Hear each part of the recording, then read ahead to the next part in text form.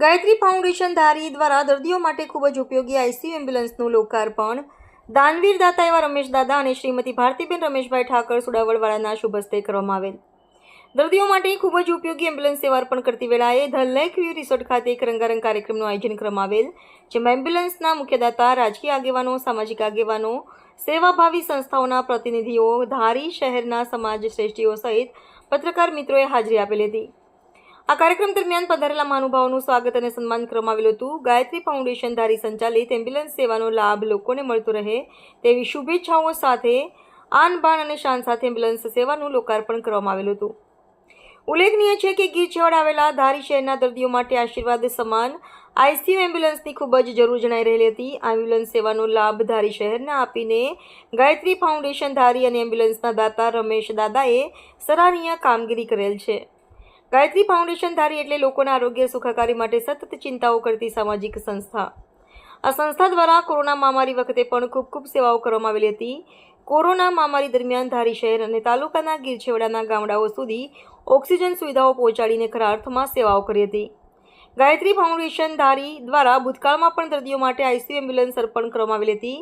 કોઈ પણ સમયે જ્યારે દર્દીઓને વધુ સારવાર માટે ઇમરજન્સી સારવાર માટે ધારી શહેરથી જ્યારે રિફર કરવામાં આવે છે ત્યારે ગાયત્રી ફાઉન્ડેશન ધારી સંચાલિત આઈસીયુ એમ્બ્યુલન્સની સેવા આશીર્વાદ સમાન સાબિત થાય છે. તે દુઆ પ્રાર્થના સાથે ગાયત્રી ફાઉન્ડેશન ધારી અને આઈસીયુ એમ્બ્યુલન્સના દાતા રમેશ દાદા અને શ્રીમતી ભારતીબેન રમેશભાઈ ઠાકરને પણ ખૂબ શુભેચ્છાઓ પાઠવીએ છીએ કે તેઓએ સરાહનીય કામગીરી કરીને દર્દીઓને સારવાર માટે આજરોજ એમ્બ્યુલન્સનું લોકાર્પણ કરેલ છે. આ સમગ્ર લોકાર્પણ કાર્યક્રમમાં પધારેલા રાજકીય આગેવાનો, સામાજિક આગેવાનો, સેવાભાવી સંસ્થાઓના હોદ્દેદારો, ધારી શહેરના પ્રતિષ્ઠિત નાગરિકો સહિત હાજર રહેલા વડીલો, નવયુવાનો, ભાઈઓ તેમજ બહેનોને ગાયત્રી ફાઉન્ડેશન ધારી દ્વારા સન્માનિત કરવામાં આવેલા હતા.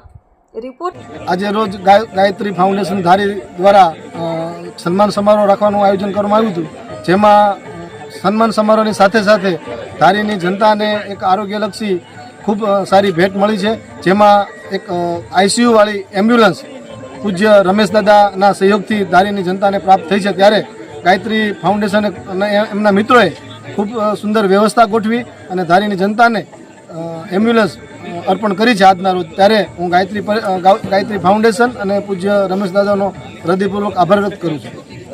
ડૉક્ટર રાજેશ દવે, પ્રમુખ ધારી બ્રહ્મ સમાજ. આજ રોજ ધારી ગાયત્રી પરિવારના ફાઉન્ડેશન ઉપક્રમે એક એમ્બ્યુલન્સ લોકાર્પણનો કાર્યક્રમ મુખ્ય દાતાશ્રી પૂજ્ય રમેશ દાદા શાસ્ત્રી ઠાકર અને પૂજ્ય ભારતીબાના સહયોગથી પ્રાપ્ત થઈ છે. એમના દાતાશ્રીઓનો સન્માનનો કાર્યક્રમ આયોજિત કરવામાં આવ્યો હતો.